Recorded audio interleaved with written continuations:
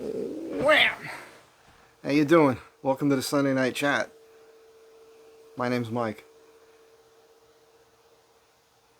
Alright, first time talking to you really since I got back from New Jersey.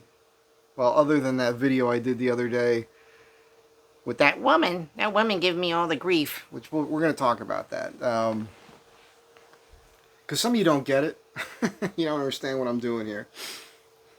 Most of you do. Most of you understand that I'm having fun with you and I'm trying to teach you things. You know, not that I know everything, but I am compelled to do what I do here, and it's to get a message across almost all the time. But at the same time, I'm filling in on what's going on in my life. Tall collar again. There's life lessons for all of us. I mean, everything that's happening is an opportunity to learn something and become a better human being. And when things go a certain way that you think might not be the best, or your initial thought is, oh my gosh, remember, it's just things happening, man. It's just things happening. And you're the one that attaches the positive or negative to it. Oftentimes, many, many times, you think something is like the worst thing ever, and then when you go back and reflect on it, you discover, oh no, that was actually the best thing that could have happened. So take things in stride a little bit. Yeah, I haven't had a chance to really talk about Jersey. It's early in the morning here. It's pretty, well, it's 10 o'clock in the morning. And I was up at like 5:30 this morning. It's very warm in LA right now. This is like the worst time of year to be here. I'll talk about this real quick too. Because, you know, August, September, usually the warmest months here. In the past, when I could get out of here, that's usually when I get out of here. This is a good time to be home in Jersey.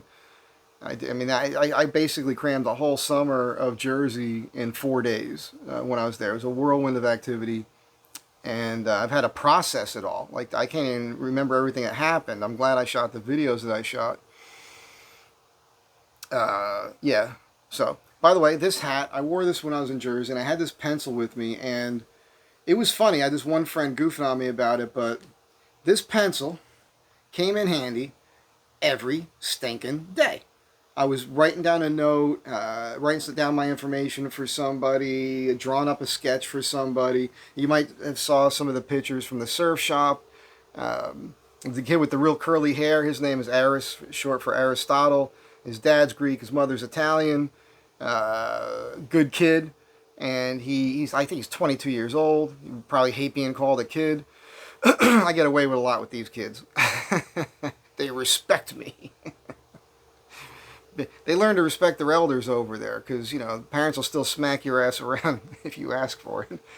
Anyhow, he's doing woodworking. He's been going to Puerto Rico a lot, and he did a set of doors down there.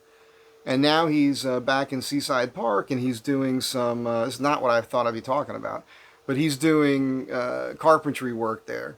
And he's trying to, I wouldn't say he's trying to walk in my footsteps exactly, but he is. That's what he's doing. He's trying to do higher end stuff, and he's a journeyman. He's teaching himself how to do it just like I did. So I respect that. And he's already charging like a pretty crazy amount of money for what he's doing, which is interesting that people are willing to pay it. But good for him, and I hope he gets better. And this pencil came in real handy because we talked about the doors that he made down in Puerto Rico, and he showed me pictures of things, and I said, well, just so you know, and he knew. He did Morrison Tenon. He did everything theoretically correct. He made some choices for aesthetics that, like he left a little bit of the chatter in the boards and whatnot. But he didn't orient the grain correctly, right? When that had more to do with, he had this big timber that was milled. So all the parts for the doors came out of this one big timber. I think he said it was like 14 by 14 square, and it was pretty long. The problem is it was milled mainly for the flat grain, and so I had to draw that out for him. And just quick lesson for you guys. I know you're not all interested in this, but flat grain is when you look at a board. Here's the board. It's like this. It's like this. It's long, and you're looking at the face of the width of that board, and if you could see the grain in the board, like a flame shape or something, that's the flat grain. That's the worst grain that you would want to use for the rails and stiles in a door or a window because it can move a lot. If you were to tip that board on edge and look down it, you'll see straight lines. That's the vertical grain. So if you've got a big timber and the lines are going this way on the end and you mill it this way, you're going to get flat grain. If you would have flipped it over once and milled it that way, you'd have straight lines. You'd have the vertical grain, and that's going to be more stable for your rails and stiles. And so these days, even when you see cabinet doors on kitchens, a lot of times it's flat grain. That's why your doors warp.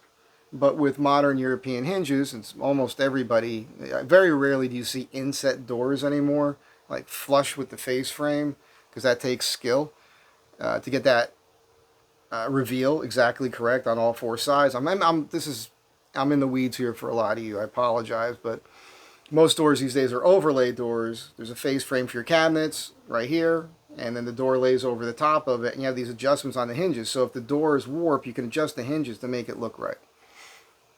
Anyhow, pencil came in handy for that. So I'm just saying, this isn't just for work. This comes in handy all the time, having a writing implement. And keep in mind, you pull this thing out of your head, it's a friggin' weapon. Just had to throw that in there. So let's talk about the traveling. I don't fly a lot. I did fly a couple years ago. I went down to El Salvador with my buddy Mike Michi. I've told that whole story before. There is a surf trip, possibly with Mike and my buddy Carl, again this November, which I'd like to go on. Same story though. Right now I don't have the money. Who knows? Maybe my clients. I think you guys understand what happened on this trip. If you don't know, I'll explain it to you real quick. One of my clients where I have my workshop, they're an older couple, and they're like my adopted parents. I love these people. They're in their 80s. They're in their mid-80s. And, health isn't 100% there. There's some issues going on. It's tough. It's tough to deal with.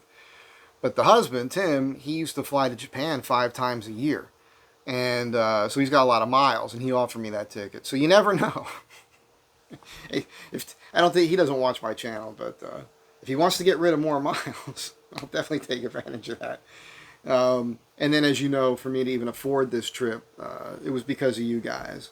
Bobby V, thank you so much. Robin and Patrick, thank you. Jim, thank you. There's a whole Steve, thank you. Sent me a check. A bunch of people chipped in, and that's how I was able to do the trip. And exactly what was sent to me is what it cost me to be there. So it really worked. So now I couldn't have gone if I didn't have that, because I got to pay the rent tomorrow and everything else, and I'm pretty much busted again. So that's my life. At any rate, I had to leave here. I had an Uber set for 3 o'clock in the morning on Thursday, and he got here early, so that was a thing. I didn't sleep at all, really. I mean, I tried to go to bed at like 10 o'clock, and I just laid there with my eyes closed because of anticipation. I get to the airport. Now, keep in mind, too, I want to talk about this because it's crazy with carry-ons. I flew Southwest. They were pretty good. I had to learn so much by paying attention. I don't know how this shit works, man. But modern technology is cool because they give you the boarding pass on your phone. And 24 hours before you get there, if you go on the computer with Southwest, probably this works with all airlines. I don't know. Maybe with other airlines you could do it better. But with Southwest, the way it worked was 24 hours before the flight time, you can pre-check in. All right? And then you give them your cell phone, they text you the boarding passes. That's pretty easy. It makes life easy. I was smart enough to bring my passport with me because I don't have the Real ID driver's license thing. That was the thing that was happening. About the time I renewed, I didn't know enough about it, and I just thought, let me bring the passport just in case, and that made it a lot faster. If you don't have a Real ID and you don't have your passport, you have to go through more screening checks, so that's a little lesson for you. Also, it's the first time I realized they've got these stanchions up at each gate. There's 2 sides, and they're numbered. 1 through 10, 10 through 20, 20 through 30, and so on. And so you have a boarding number. I paid the extra $85 for preferential boarding, and that only put me both in Group A and on the connecting flight Group B, which kind of pissed me off. I thought I'd be in Group A each time. Not the case, but at least A and B. It's not the end of the world. But I had to figure all that out. Like, what the numbers are on one side, there's numbers on this side, what's going on, and it worked out. So, but I remember I'm sitting there, and it's like 3:45 in the morning. I think the boarding time was 4:20, something like that, which was a interesting number. 4:20. Oh, I also want to point out too, because this will come up. I haven't been smoking. Not that I'm a major stoner. I'm not. But it was a habit thing at night where I have nothing else to do, man. I'm watching a movie, so I would light it up a little bit and a little bit, just a little bit. But it wasn't every night. But from time to time, for months at a time, at a stretch, it would be every night, But it's not an addictive thing for me, anyhow. It's not mentally or physically addictive for me.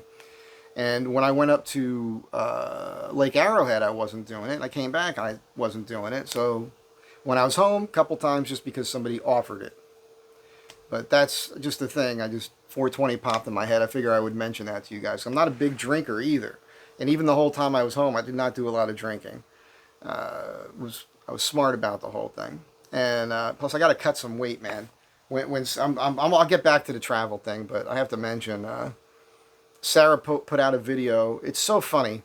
If Sarah puts out a video and I'm in it, or she mentions me, I'll watch that video. I don't watch all her videos because I'm curious what people say in the comments, because she gets a lot of hate there and on me a lot of the time.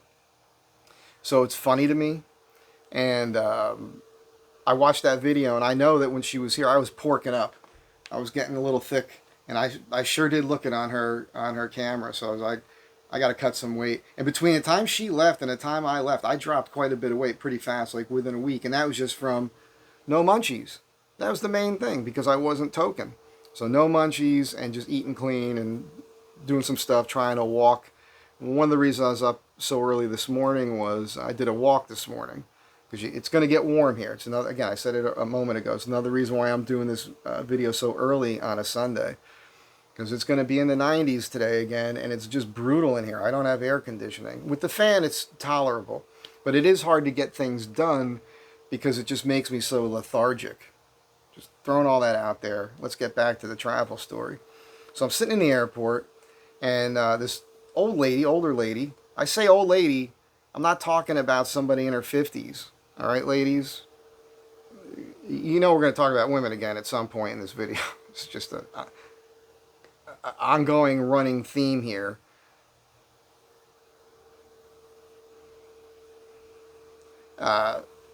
This old lady, she had to be in her late 60s into her 70s. And no offense to older ladies in their 60s and 70s. This is just this one particular woman I'm talking about here. And I'm reading a book. Where the hell is that book? Gee whiz, I hope I didn't lose it. It's Charlie Siringo, 10 Years on the Hurricane Deck of a Texas Pony, I think is the name of the book. I love these Western books written by the dudes that lived it. And I had read it before, and it's very funny. He's an interesting writer. He was grew up down in Texas, near the Gulf, right on the Gulf of America there. And talked about the soldiers coming through during the Civil War and everything, and he became a cowpoke and a guide and all these things. He did a lot of cool stuff. Eventually became a Pinkerton, actually hunted Billy the Kid, was part of an arrest with him, and just had this wild life. And it's a fun book to read. At any rate, that's what I'm reading. I'm reading, I hear...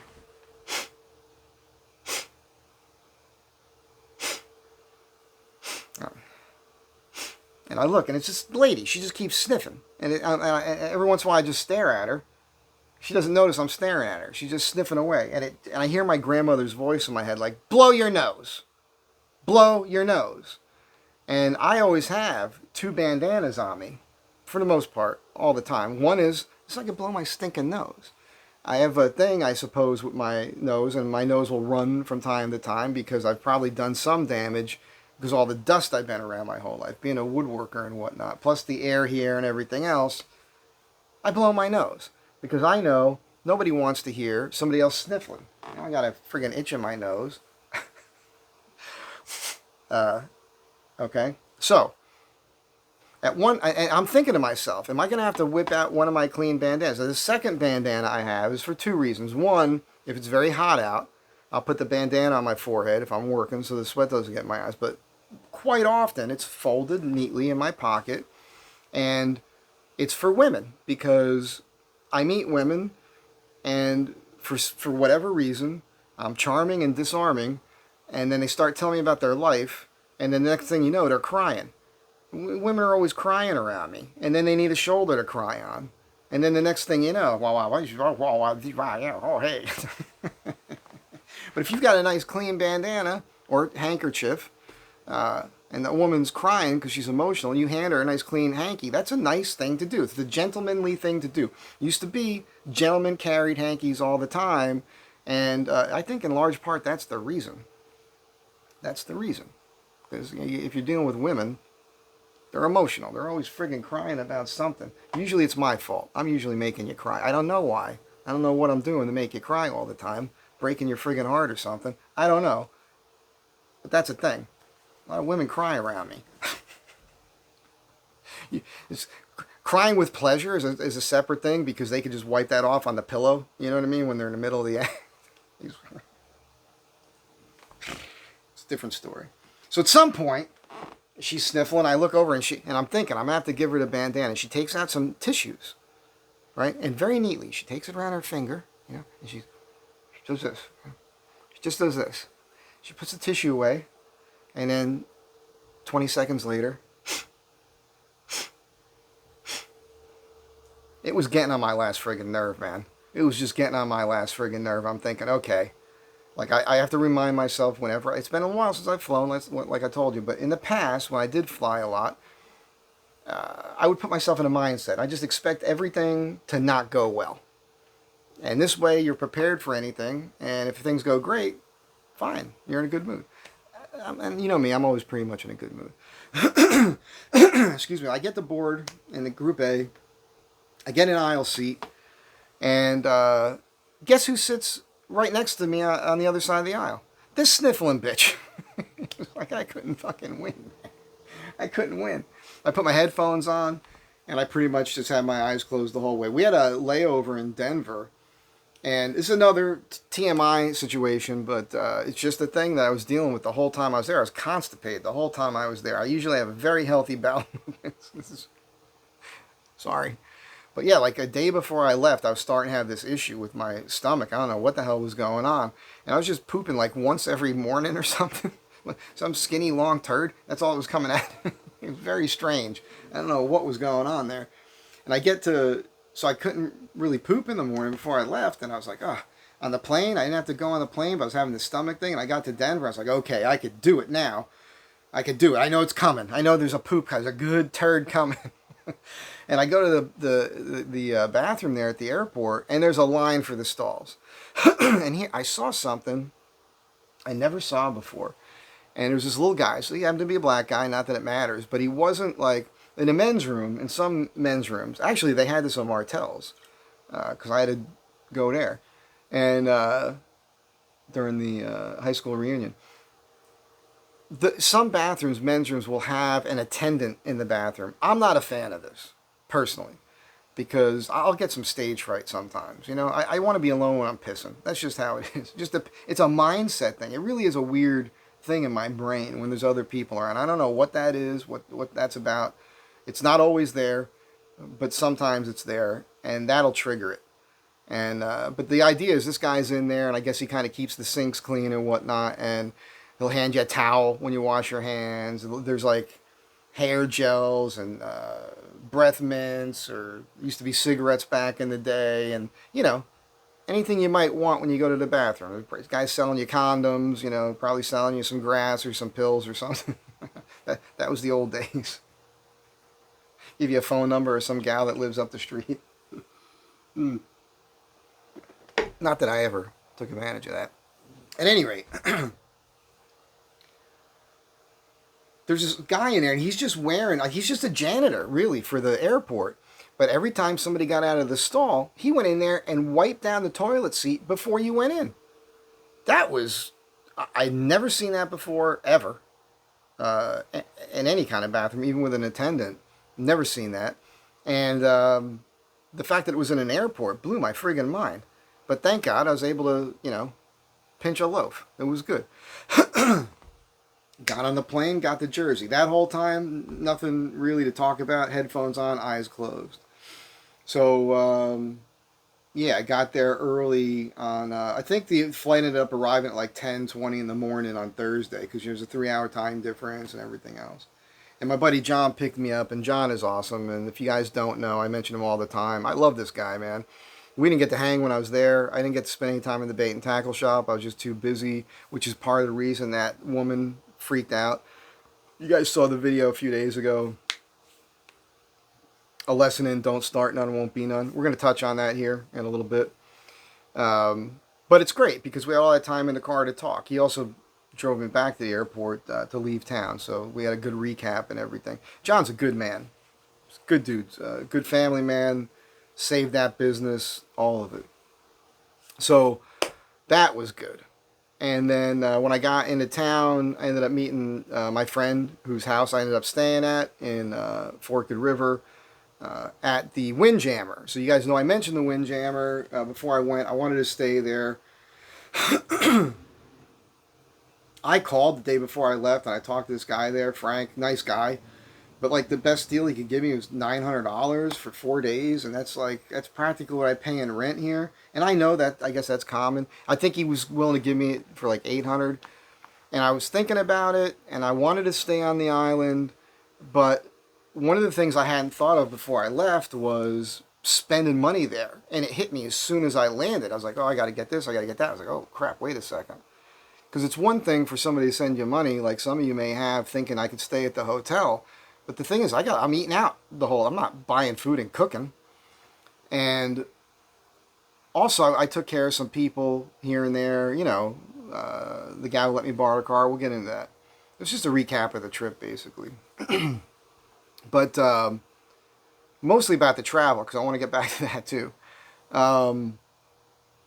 Anyhow, I ended up hanging out with her, and she's like, come to my house, and that's what I did. And then the next morning, I got up early and went to my friend Kim's house, and she let me borrow this. Did you see the Jeep in the videos?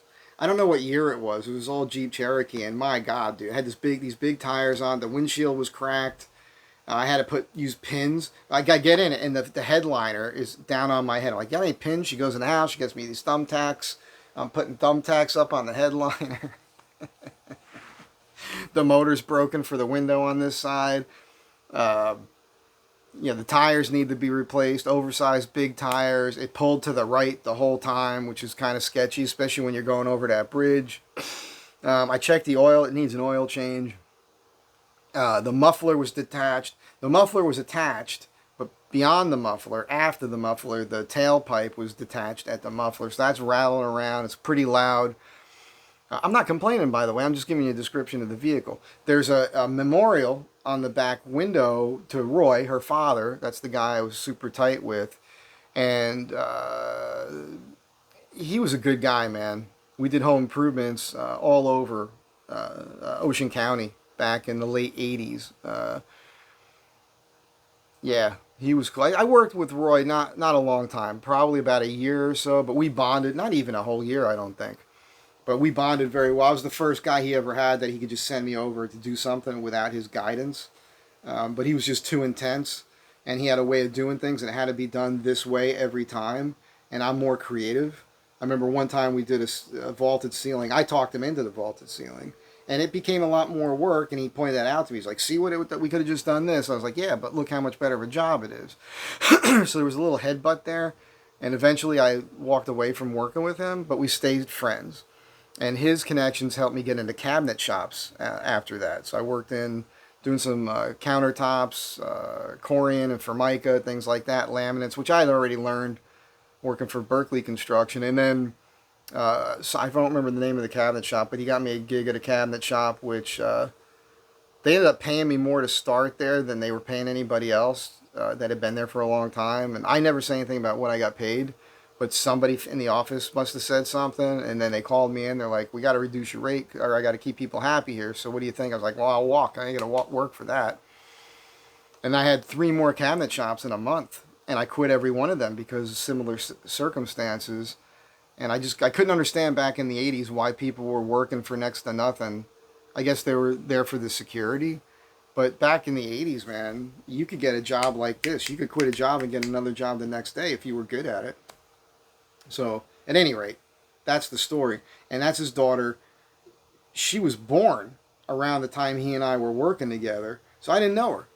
And then back, I don't even remember when it was probably in the 2000s sometime. He was working on Route 37 there in Toms River on a job, and I called him and I went to see him and I met her. And she's cute, you know? And she was working with him, and he taught her how to do all the stuff, man. Carpentry, electricity, everything. Plumbing. And she and her fella are now union electricians there out of Toms River, and they're doing very well for themselves. Funny house, man. I mean, it's a lot of clutter and whatnot, but it's lived in. They got 2 kids. One's a newborn. They got a lot of animals, and they've got a pig in the house. And she built a door so that she's got a pig pen outside attached to her house. This is in Beechwood. It's crazy. They've got a bunch of 4x4 vehicles. It's really interesting. It would have been neat. I wouldn't have put that on film, on the camera, but it would have been nice to talk to her, and I'll probably do that in the future. Interesting story, when Roy died. Oh, the back of the car, by the way, is the memorial to him with a rebel friggin' flag. So I'm driving all over. I kept expecting somebody to pull up next to me in Jersey and be like, hey, asshole, call me a racist or something. It never once happened. It never once happened. But I was already prepared with a response like, it's not my car. It's not my car, man. What are you going to do, man? What are you going to do? The thing was a fucking death trap. But she was a runner. That thing, I could do 75 in it on the Parkway. Anyhow, got the car.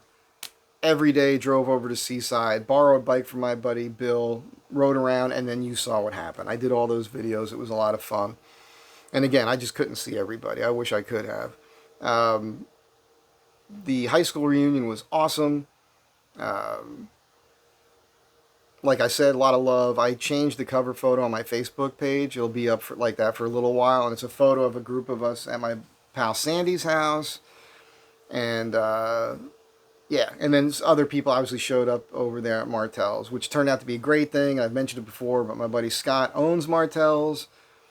I'm telling you, this guy must have been fed to the lions in a previous life, because he's got a life now, man. He's doing great. I'm very happy. I'm happy for everybody, you know, that does well.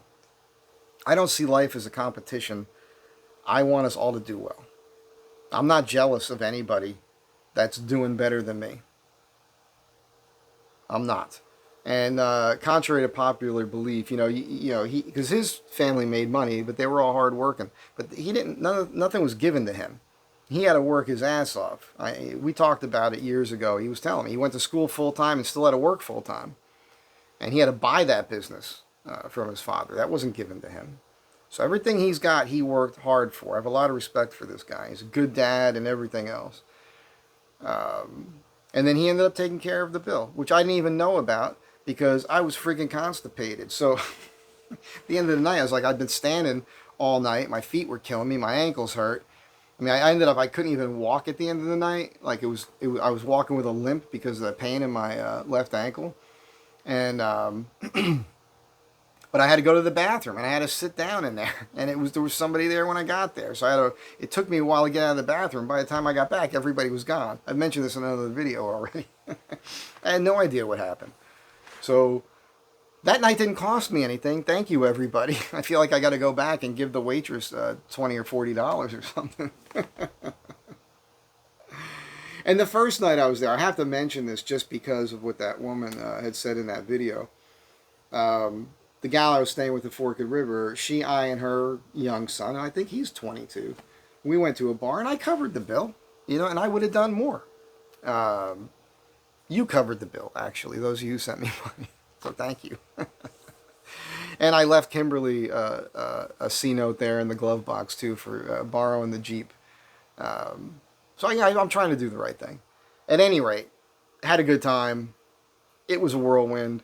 I hooked up with my buddy Bill, and that was an interesting situation. So Bill and I, back after I was done working with Roy, and after I worked in a bunch of cabinet shops, and I worked for a couple of their contractors here and there, there was always work in the paper. And I picked it up one day, and he was looking for a guy right on the island in Seaside Park, so it worked out great for me.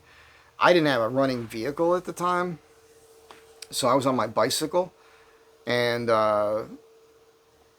yeah, I went over there. He was building his duplex on N Street, and they had already done the foundation, the block work, and had decked the first level, and they were starting to frame it.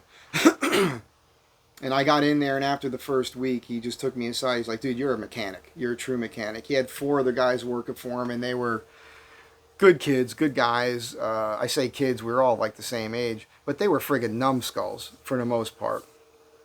Basic carpenters. Got barely framed. So, but once I showed up, he was happy because he could leave me there to run the crew, and he could get materials and everything. And then we built that house. Actually, once we got it framed and sheathed and dried in, the roof was on and all the windows and doors were in, everybody else, he didn't fire him, but he basically fired him. It became just me and him, and we finished the whole house. I did all the tile in that house.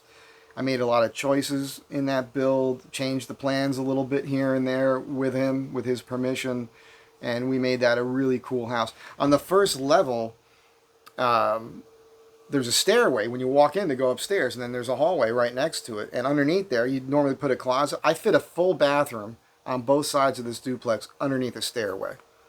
And when you walked into that bathroom, there was enough room for a toilet right here to the right. There was a little tiny sink with a mirror and everything, pedestal sink right there. And under the stairs was a shower, right? Vaulted ceiling kind of shower, because that's underneath the stairs. Put the shower pan in, tiled all of it. That's very rare to fit a full bathroom under a stairway.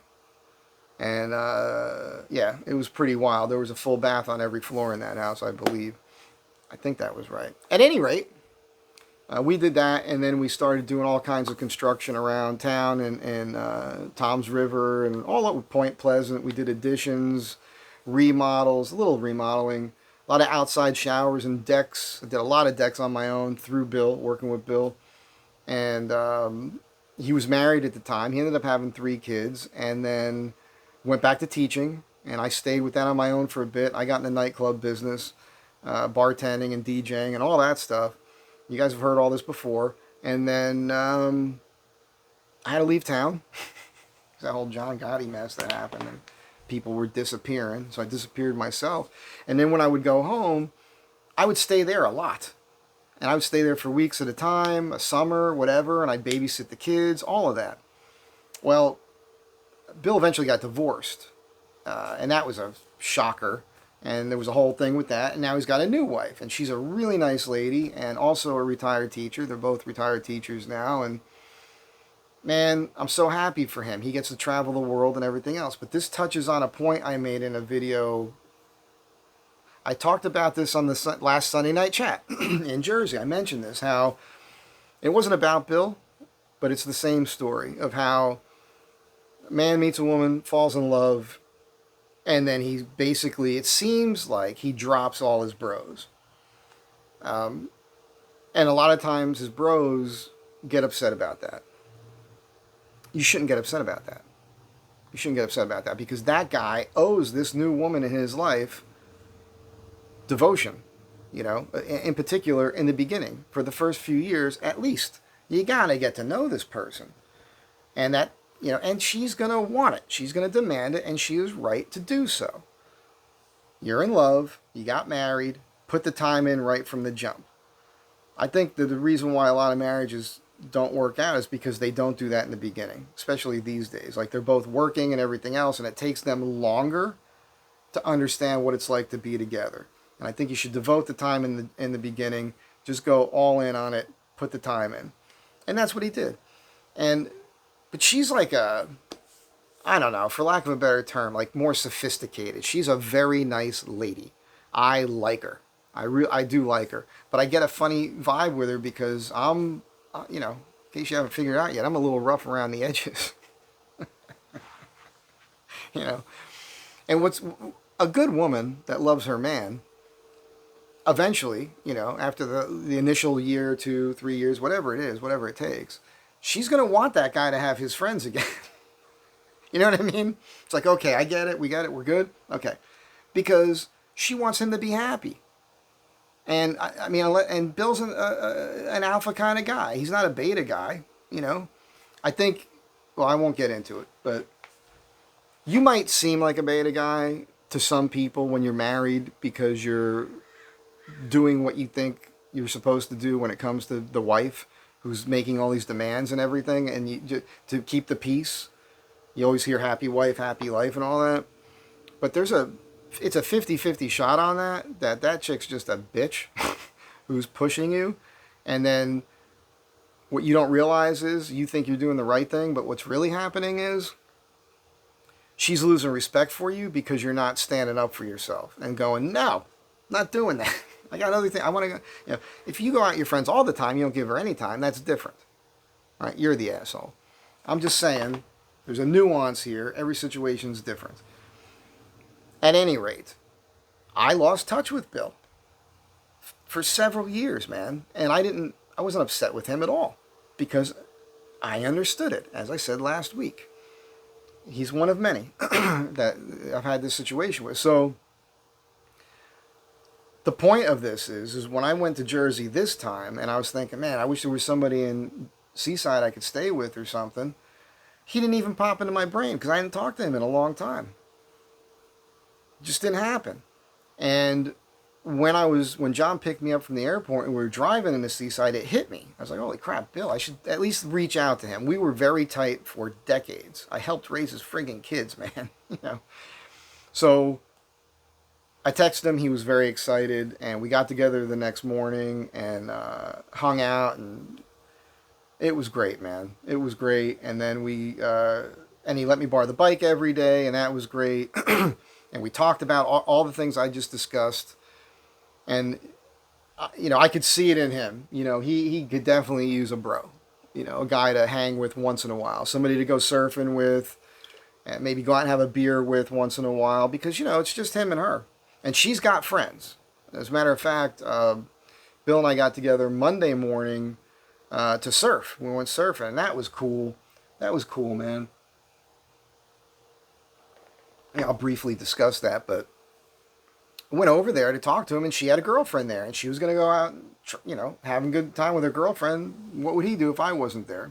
He might go surfing by himself, but it's just fun. And you have to understand, too, like, Bill and I are fun together. Like, it's nothing but jokes the whole time. When we were building houses, we laughed all day, every day. All day, every day, man. Just cracking jokes. We get each other's humor. And Bill's a big man, and Bill's like 6'5"?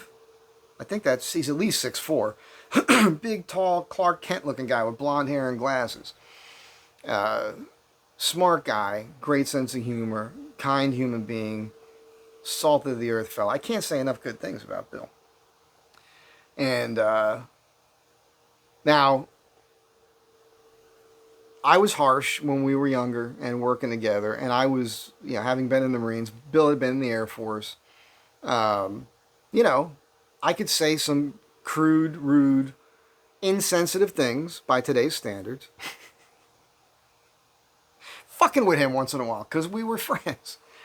But apparently that did bother him a little bit back in the day. I just didn't know it, Like, I remember I zinged him one time because, like, he was so, keep in mind, he was a father with babies in the house and a wife, and he's balancing the act there, and he wasn't doing it right at the time to, like, where he's making enough of a profit, and he's trying to pay me enough money to keep me on with him, and he might forget something or screw something up. And I remember one thing. You remember baseball had nicknames like Shoeless Jones? You'd be Brainless Bill. Like, I would say shit like that. It wasn't cool. But as a man, you take it, you laugh. And we laugh about it now because it comes up from time to time. Aside from that, though, we're just cracking jokes. I remember in the wintertime, this duplex was 3 stories. And on the west face of the house, which is facing the bay, and you get these northwestern winds sometimes out there. The northeasterns are the worst, but man, pump jacks are 2 2x4s nailed together with this metal contraption with an arm that folds out that you put planks on, and then there's a foot lever. It's like a jack. You stick your toe in there and you click it, click it, click it, click it, click it, click it, and it goes up. Then you walk down the board to the next one, and then you click it, click it, click it, click it, till it's beyond that one. Then you walk back to this one, you click it, click it, click. 3 stories you're doing this. And there's no safety anything. There's 2 rods that you screwed to the fascia board or on the roof, and these two 2x4s nailed together 35 feet long because it's a 3-story house. I mean, it's crazy. And the wind is going, and it's snowing and sleeting, and you're out there and you're siding a house, and you can only put a couple nails in because you're getting frostbite on the tips of your fingers. And we're up there doing Hans and Franz from Saturday Night Live. I mean, we did man shit outside, blue collar, hardcore shit. You know, we bonded as men doing that, and that's never going away. We're going to be friends forever just because we didn't talk for a few years, you know. And so this reconnecting with him was awesome for both of us. We love each other. It was really cool. And this hurricane had come through. As you saw in the videos, when I met my pal, I was going to stay at her house at the sawmill the first day I got there, which was Thursday. And we went up to the beach, and I shot the beach. And the ocean was all the way up to the dunes. Right. Next day, it was receded, and the beach was there. And next day after that, the sun's out. Everything worked out great. It turned out to be really great weather. And there was a swell, but it was a swell that was coming straight in at the beach, pretty hard. And then we did have an offshore breeze Monday morning, so it looked good to the eye if you don't know what you're looking at, but the waves were closing out real fast. And it was going to low tide, and we figured it's now or never, and we went out there. And it was actually much bigger than it looked. It always looks smaller when you're up on the boards looking at it, or excuse me, the dunes now. Because it was chest high or higher, most of it. And, yeah, chest to head high, a lot of it. That means when you're on the board, if you're at the bottom of the wave, that's how tall the wave is. Excuse me. And the wave is measured half the face, just so you understand. So if it's a 6-foot wave, it's a 3-foot wave. It doesn't sound like a lot, but that's a lot, especially if there's power behind it. And it's beach break. So typically you don't get real long sections there. That's why East Coasters have to be better surfers in a way, because you have to pop up quick, get your feet under you, dig that rail, and do something before the thing closes out anyhow. So, excuse me. I'm so pro. You know the line. What am I going to say next? You think it's mustache wax, but it's snot. Women love that one. So, I caught a couple waves. It wasn't much to talk about. There wasn't much you could do. And I was not in paddling shape. It's the first time I paddled out in 4 years. It was rough getting out there. The inside was a bitch. I was huffing and puffing. But I did get a second wind. And I got to tell you, I was jacked when I got out of the water.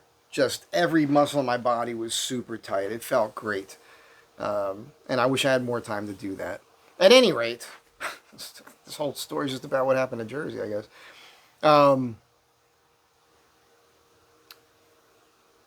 Did the reunion. Sunday ran around. You saw the Sunday night chat video. We hung out with it's over there. I'm not going to get up to get it. But we hung out with Scott Erdman. He gave me the script. I haven't had time to read it. It's just too brutally hot. Not comfortable. I'm going to wait a couple weeks till it cools down to sit down and read that thing. That was fun. Monday surfed, hung out with friends all Monday, went out to the sawmill Monday night, got up Tuesday morning. John picked me up where I dropped off the Jeep, and we went to the airport. So the flight back was interesting. We had a layover in Chicago. I sat next to this guy, nice kid, good-looking kid, 22 years old. 22 is the theme. Talked to a lot of 22-year-olds on this trip. Black kid, in the Army, 18 months. In the Army, on his way to Korea for 2 years. And turns out both his parents were his name's Aaron. Hey, Aaron, if you're watching this, it was a pleasure meeting you. Good guy. And this guy's I'm so envious of him. 22 years old with a whole life ahead of him. And I could not help but give him advice. Which he was very respectful with, like thanking me. We had a good time talking. The biggest thing for him was leaving his girlfriend behind. She's in the Army Reserves, and she's going to medical school in New York City. And she's Honduran. I called it Honduran. I think I made him say a word wrong, and I tried to convince him it was the right thing to do. So now he's going to sound like an idiot to people. It's Honduran, not Honduran. I think I told him it's Honduran. I love it. It's like my dad telling me stupid shit when I was a kid that was totally not true, making me look stupid, and then I come home and he'd laugh at me like, you can't believe everything everybody tells you. That's the lesson. So I guess I taught him a lesson. Either that or he just thinks I'm an idiot. But if you're watching now, you know. Anyhow, he was a great guy to talk to. But I told him, pick your friends wisely. Do not hang out with the shitbirds. These are like dirt things. But if you're hanging out with a group of guys and they're about to do something stupid, do not feel funny about walking away and not participating in that. Do not get anybody pregnant. Even your girlfriend right now. You're 22 years old. Plan that shit. Make a plan, man. You gotta get married, fall in love, get married. Do that. And then plan the pregnancy. Smarter way to go, man. And it was just a bunch of stuff like that. I also gave him the advice about, if you're in the military, I don't care what happens to you. If you twist an ankle, stub a toe, jam a thumb, get a nosebleed, I don't care what it is, go to the infirmary and get that in your records. Because A, you don't know what that could be from, especially a nosebleed or something. It could be some chemical that you're exposed to you don't even know about right now. But 20 years from now, it could turn out you were working within some sort of chemical situation that now is a thing, and you're broken because... You ever hear of Agent Orange? You ever hear of Agent Orange? So anything that you go through in the military, I don't care how benign it may seem to you. I don't care how manly you want to be. You don't want to report it because you feel like you're going to seem like a pussy or something. I don't care what it is. Hangnail. I don't give a shit. Go to the infirmary. Get it on your records, because as we're discovering now with me, it's very important to have that record. Anyhow, that was fun, talking to him. And then we're in the airport in Chicago. It was so funny. I get by the rails where you got to line up to board. Remember, we went through this whole thing. Oh, wait a second. Wait a second. Board, I have to talk about this because this friggin' Karen. Getting on the plane to Chicago, we're in Philly. I was going to security. I met the guy, you might recall in an earlier video. He spied my watch, started talking to me about it. It wasn't this one. And it was the Land Monster with the band I made on it. And we talked about it. We were going to talk about it at the gate. He was going to the same gate. And stupid me, I go through security. This is so crazy. I'm half asleep, man. I'm not paying. I don't know this airport. I don't fly all the time. I'm going to gate E. And for some reason, I look up, I come out of the bathroom. This is great, too. It's the last day I'm leaving. All of a sudden, my stomach's working again. My bowels are moving. Now I'm crapping. Like, I don't want to be crapping now. I'm getting on a plane. So I go to the head. I go out, I see gate E, and I see baggage claim under it, but I'm not thinking that's what it is. I ended up walking completely out to baggage claim. I had to go back through security again. Like a friggin' moron. And I had bought a sandwich and water again, and I had water with me. I had to throw out a whole new bottle of water. Bottle of water is like $8 fucking at the airport. It's, you know, dar. Not always the brightest bulb in the package, guys. Not always the brightest bulb. I get down there. It's late. People are online. I'm sitting there. I look at my phone. Oh, shit, I'm A7. So I get up. First one. I did briefly mention this, but I don't think I told the whole thing.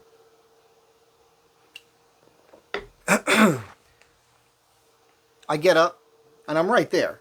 I walk around the other side, I get there, and there's this lady with one of those short crop haircuts, probably my age, and she's like, "Sir, you just cut in front of us." I was like, "Well, no, that doesn't work like that. I didn't cut in front of you. I'm A7. She goes, "Doesn't matter, you cut in front of us." Right, again, lady, what do you want me to do? She's, "Well, go to the end." I'm like... And I didn't want to just call her stupid to her face because she's there with a guy that's probably in his 30s or so. I think that's her son. I didn't even notice. There was another guy there, a tall guy. I think that's her husband. I think there's another woman there and a bunch of little kids. And I'm trying to be cool. Between her and that group of people and me is this guy, this old guy, tall guy with this crazy Buster Brown haircut, man. White hair, Buster Brown haircut, like with the bangs, with the long. It was the kookiest looking. He was a nice guy, but he's like this now because she's a bully. She's a friggin' bully. I don't like bullies, and she's fucking wrong. And it pisses me off when certain people, this happens to be a woman, and they're the worst. Because with guys, it's like boom, boom, boom, logic will seep in. And if not, there's a tense moment. And usually a guy's going to shut up, especially in that because you don't want to get into some fisticuffs, right? But women don't do that. Women don't do that. They'll just keep da da da da da da da. And she's just pissed. A gear turned in her brain.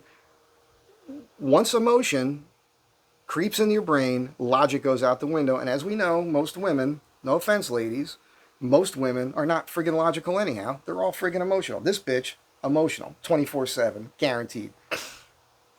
Because she's like, you know, you got to go back. I don't have to go back. A7, I'm standing right here. You see, this is how it works. This is how this works. This is the pole.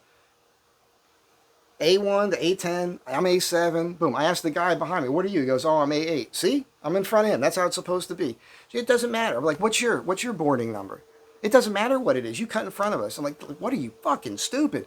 In my brain, and the kid, I guess it's her kid, and he's got a mustache. He's looking at me, he goes, it's okay. It's okay. That's what he's doing. He wants me to stop. But he can't tell her to stop because that's his mother. And he can't tell his mother to stop because she'll start screaming at him. And that's another thing I've noticed with some women. You've got an adult kid, and you're talking to your adult kid like he's a kid, especially in front of other people. That makes the other people very uncomfortable. It's one thing if the kid is like 9 years old or something, but if the kid's an adult, it's a weird situation. And I could tell in that situation that's exactly what was going on because he was like this. It's okay. I'm like, no, it's not okay.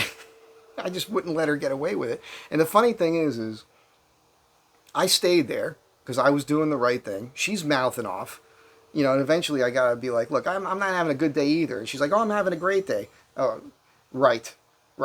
That's why you got to give me all this shit all of a sudden. And then the boarding guy goes, if there's anybody here with small kids, you can go now. So she was able to go right past me anyhow.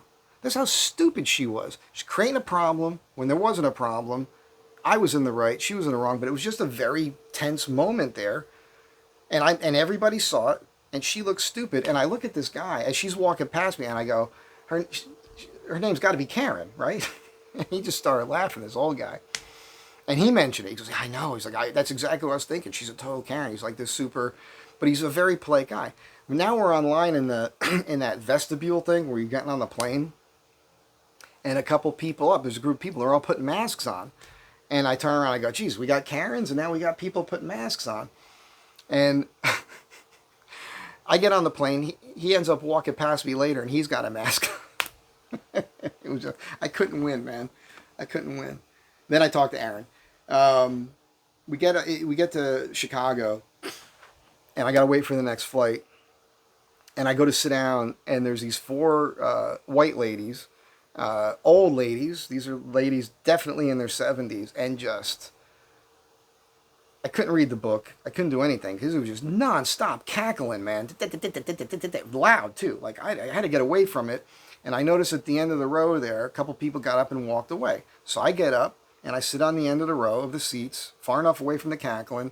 And when I turn to sit down, right in front of me is this black lady. Attractive black lady. It turns out she was 62 years old. And, you know, black don't crack. I'm just saying. She was a pretty lady. And very sweet lady. And I said something to her like, don't worry, I'll be quiet. I don't think she heard me. I think she just thought I was trying to start a conversation, which opened a door to a whole conversation, which I didn't want to get into in that moment, but she was so nice, we just ended up chatting. And then her girlfriend came by. It was two of them together, and this lady is 68 years old. I know that because she just attended her 50th high school reunion, and I had just come from my 40th high school reunion. And so, boy, did we have a great conversation about old friends and everything. But for her, it was a lot worse. She's like, I'm not going to another one. Like, half those people couldn't walk anymore. She's like, if there's another one in 10 years, they're not going to make it. They're not even going to be there. She was so funny. And they live over down near the airport. They each own their own homes, and they're next door neighbors. Just, I had the most wonderful time chatting with these two ladies. It was incredible. Just super nice. Of course, I told them all about Mike Z Design and everything else, and who knows, maybe they'll hire me to build them something. They were very complimentary to me. I've mentioned this before. Black women like me for some reason. They're just very funny, and what I like about them is that they're like me. They think it, they say it. They think it, they say it. And there's no governor there.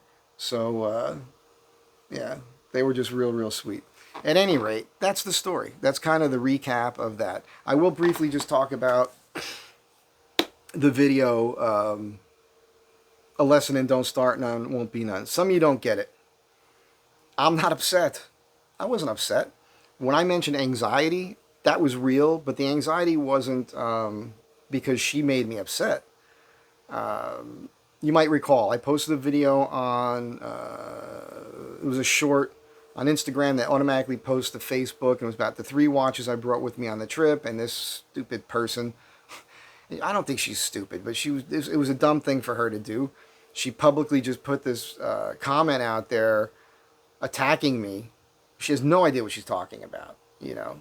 I think she might have thought I bought the watches there or something. I don't know, but she's like, you couldn't even buy something nice for the person who let you stay at her house and everything. Like, totally creating drama out of thin air.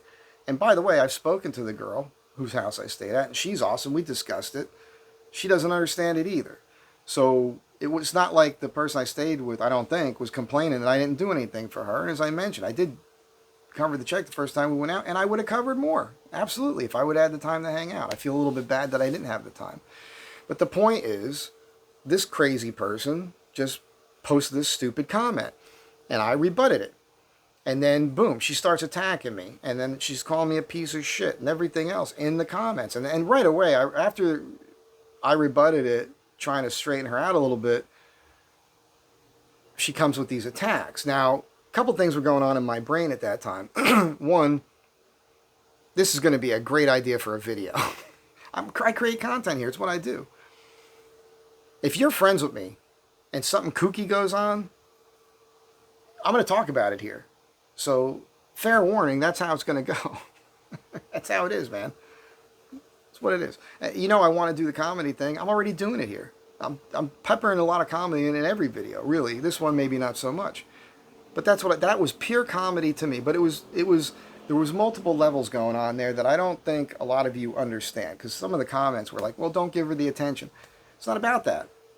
It's about a teaching moment. I was able to take this situation, turn it into a teaching moment, so you know not to do that. You learn how to control yourself. Don't leave stupid comments. If you're going to leave a mean-spirited bully comment attacking me underneath any of my videos, you guys have seen it before, I'm going to make you famous. I'm going to show the thing, everybody's going to see who you are, and see that comment, and boom. I mean, if it triggers me enough, if I got nothing else to talk about, I need to make a video. That's what's going to happen. So, fair fucking warning. So, that's what that was about. I was like, okay, I know it'll make good content. It'll be a lesson for her. Because she's going to see this. She's going to have to rethink her. Because I know she's not dumb. I suspect maybe she's just going through something in her life. Maybe she's drinking too much right now. I don't know. I don't know if that's true. I'm just saying, clearly something was going on there. And that's all it was for me.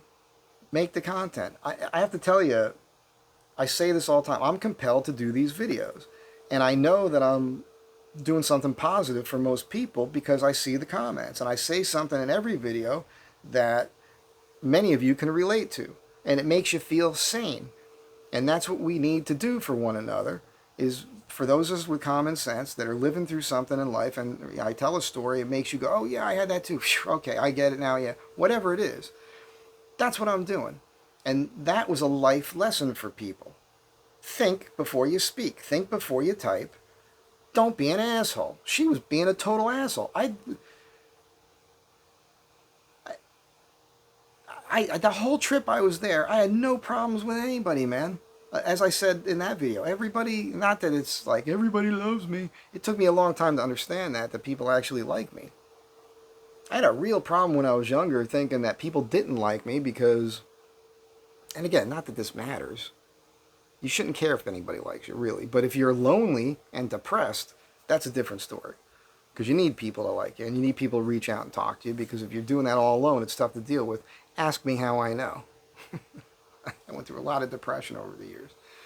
So it is nice when people reach out and make you feel good. But that's what this is about. Okay? It was funny, comedy. You read the comments. A lot of people laughed their asses off with that. That's why I was doing the voice and everything else. That's what that was about. But it was a teaching moment. All right? And I do a lot of that here. So it's not serious. Don't take me. I did the washcloth one. It was a snippet from last Sunday night's video. I think it was Sunday night video. I don't remember, where I'm like, there's two kinds of people. It's like a 2-minute video. And my one friend was like, well, about the thing with the washcloth. It's like, it's a joke. It's real. It's true. Washcloth never gets dirty. I don't know what your freaking problem is. You wash yourself off with the soap on it, and then the soap's on it. You wring it out a couple times so there's no soap in it anymore. You hang it up. It dries in the shower overnight. It's clean, just like you put it in a washing machine. So, although some guy made a comment about track marks in his washcloth. All right, look, when I sit down in the bathroom and I do my business and I'm doing number 2 there, half the time I'm in there is cleaning my ass. Because when I leave there, my asshole's going to be clean, like I just got out of the shower. That's just what I do. That's why I have a bidet here in the apartment. I got a bidet at the house. I'm going to put another bidet in the half bath in the garage there next time I'm there. Clean your ass, man. Baby wipes work. If you sit right next to the sink, take some toilet paper and turn the tap on. Just let it drip out a little bit. Wet the toilet paper and use some wet toilet paper. That's probably better than baby wipes if you can reach the sink. Clean your ass, man. Look at your underwear. If you've got track marks in your underwear, you got a dirty ass. That is not the way to go through life with a dirty, scratchy, stinky ass. It's kind of friggin' disgusting. Somebody should have taught you that. Like, when you were a little pee-pee head. When you were really tiny, your parents didn't do their friggin' job, is all I'm saying. Bad parents. Parents. If you're a parent, young parent, teach your kids how to clean their ass. Very simple. Clean your friggin' ass. How do you have a dirty? I can't function if I have a slight itch all of a sudden in my ass. I get up and I make sure I clean. What's going on there? Clean your ass. Track marks. I've never had track marks in a single pair of my underwear ever in my life. Not once. Now, there's been a couple times I've crapped myself. That happens. It's very rare. It's happened maybe 3 times in my entire life. That's not a bad run. One time when I was a kid that my sister will never let me friggin' live down. That can happen. It can happen to anybody. But generally speaking, in life, clean your ass. All right? And maybe this whole video, everything I just said that led up to me telling you to clean your ass is just what the whole video is about. The lesson today is clean your ass. Have a great day. Be kind to one another. Say something nice to somebody once in a while. Make somebody feel good. Check in on a friend you haven't talked to in a while. Just check in. Be the bigger person. If you think there's some bullshit between you and somebody else and years have gone by, drop a line. Give them a call. Maybe it's all bullshit. Maybe it's in your head. If it turns out that guy's still an asshole, well, now you know. Now you can write him off and you can stop freaking thinking about it. I'll catch you in the next one.